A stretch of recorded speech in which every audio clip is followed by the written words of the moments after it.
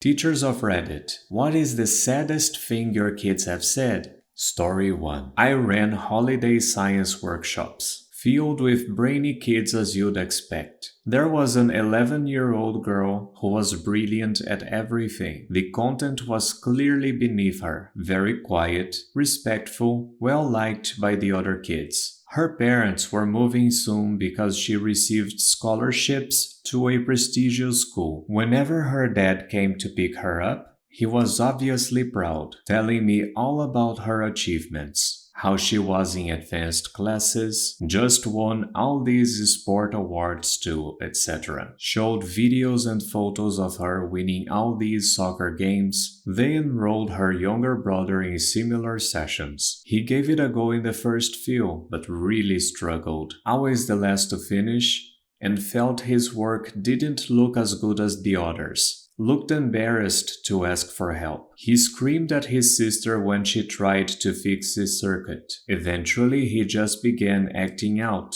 putting off the work, challenging me to get a laugh out of the other kids, messing around. After a disastrous month, he stopped trying altogether. He just came in one afternoon and sat there, not doing anything. I tried to engage him in the activity and said if he didn't like what the other kids are doing, we could pick anything else he wanted to do. He said something like, "What's the point? My parents will never love me as much as they love my sister." Story 2. One of my students, who was always in a good mood, came into the class looking very down. She was not acting like her usual self. I had to get onto her several times for being on her phone. Again, very unlike her. She asked me if she could speak to me in the hallway. She said, "I'm sorry for being in such a bad mood today. Can I tell you why?" I replied, "Of course." She proceeded to take her cardigan off. She had a tank top on underneath and showed me welts that she had gotten the night before from her mother beating her with an electric cord. She says, "My mother beat me for no reason last night,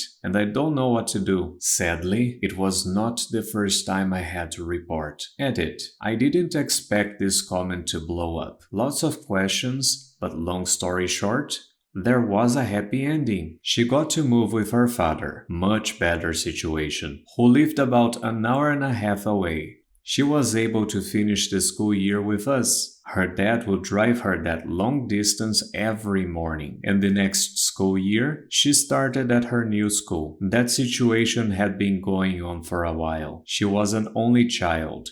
I taught high school freshmen, so she was 14. The day after she told me, she came to my classroom during my conference period and hugged me for a very long time. Story 3. A 6-year-old preschool kid took my hand and wanted to show me something he had drawn. The drawing was in dark colors and sort of angry looking. He explained that he had drawn his heart, which was broken and hurting very bad. He said it wasn't any fun when his heart hurt like that. He was often excluded from the group by his classmates. He didn't have the social skills to communicate well with his friends, which led to him being very misunderstood, even though he always meant well. Story 4. My mother was a teacher for nearly 30 years. She spent the last 10 years at a middle school that was pretty hard up in the Tulsa public school system. She had a very good student who came to school every day in the same clothing. We can call him Jay. The clothing was always washed.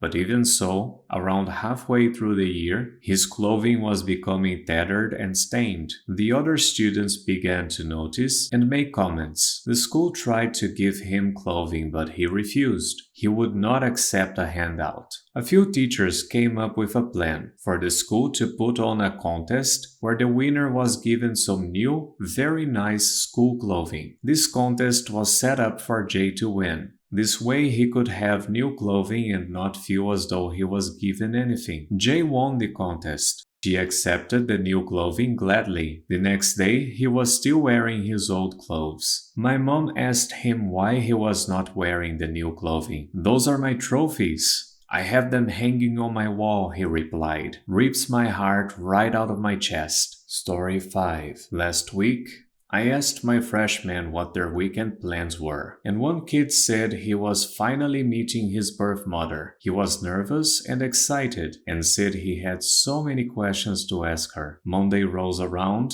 and I see that he looks sad. I asked him how the meeting went, and he said in the saddest voice, "She didn't show." I wanted to cry right there. Story 6. Already made a comment, but I've been thinking about this thread because this is my life every day. Other moments in my career that have touched me. Student of mine drops out to get a job. Happens quite a bit because of the economy where I live. Student in question is couch hopping and trying to support himself and can no longer afford to not work. So I don't see him for 6 months. On his 19th birthday, he had the day off. And you know what he did? He came to school to visit me because he knew I would be happy to see him and he would get at least one happy birthday from someone who cares about him. Anytime a student says anything like, "You're the only one who cares about me," "You're the reason I come to school," "You're the reason I graduated," etc., it saddens me so much. Anyone can graduate high school, but they lack the confidence in themselves to see it. I try so hard every day to let them know they can do it, but they go home and get the opposite from their parents. Some days, I might be the only positive interaction a student has, so I always say good morning when they come in and goodbye when they leave, so they know they're being noticed. I try to always use their names when greeting them so they know it's specifically for them. I try to remember important dates for them, birthdays, court dates, if they're going to their driving test that day, and congratulate them personally or ask how it went.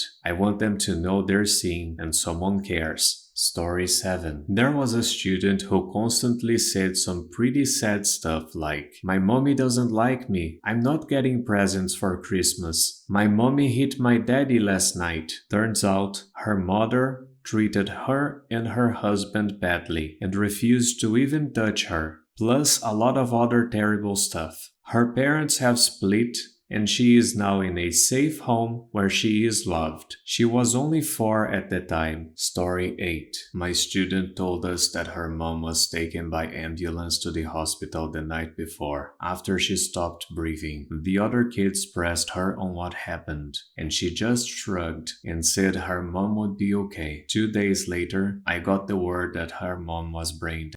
Her daughter had no idea. That Friday afternoon, I let the kids have an extra recess and watched my student play and laugh with all the other kids in the sun, knowing that she might not be happy like that again for a long time. Story 9. I did a month as a teacher assistant during work experience when I was in 6th form. And normally you stick with the same teacher all day, but a different teacher every day, if that makes sense. Anyway, I requested if for the whole 2 weeks I could stay with the same class, which got accepted.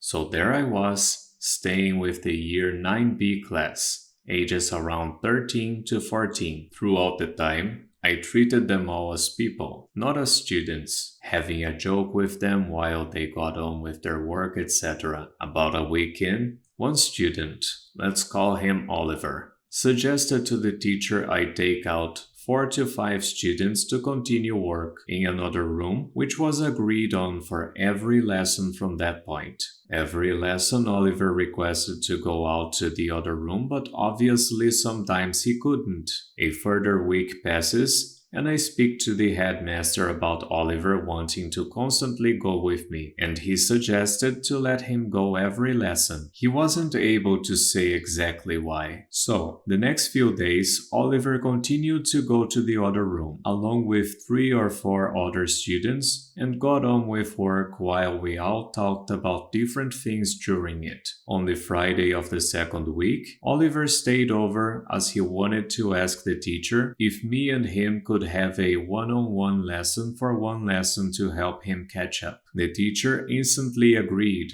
but also couldn't say why. So the Tuesday, I invited him to a one-on-one session to help him with his literacy. As we got halfway through the lesson, He looked up and asked me how old I am. I said I'm 17, which I was at the time. He then asked how long until I'm 18, and I said still a good year to go, which he sighed at. I asked why, and his reply always gets me. He said, I've never had a big brother before, and I live in care. I just wanted you to be my big brother, which was just the saddest thing I've ever heard. He said he has been in care for 10 years. And every time he gets close, a case of bad luck happens. It causes him to do bad at school and get terrible results, and being constantly moaned out. I was the first person to treat him normally and not as a kid. Since that session, he still continued to be a part of the group sessions and getting along with his classmates. As I approached my final day, I knew it would be a tough one. I grew close to the whole class, but I knew Oliver would have a hard time that day, as this has been the first time he has had someone truly properly talk to him. The final lesson approached, and he looked visibly upset.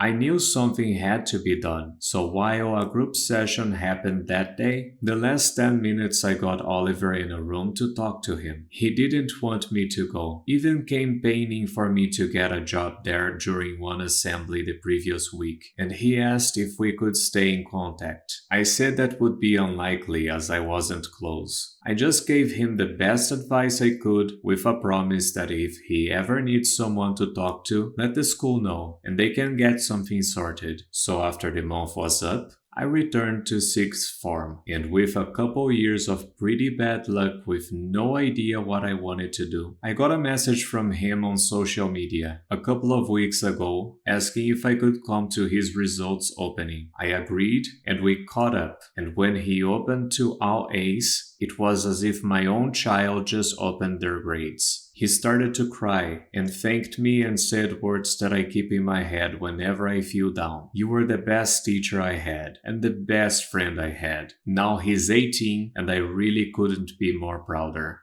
Thank you so much for watching. Don't forget to like, subscribe, and activate the bell button to receive notifications to my latest videos.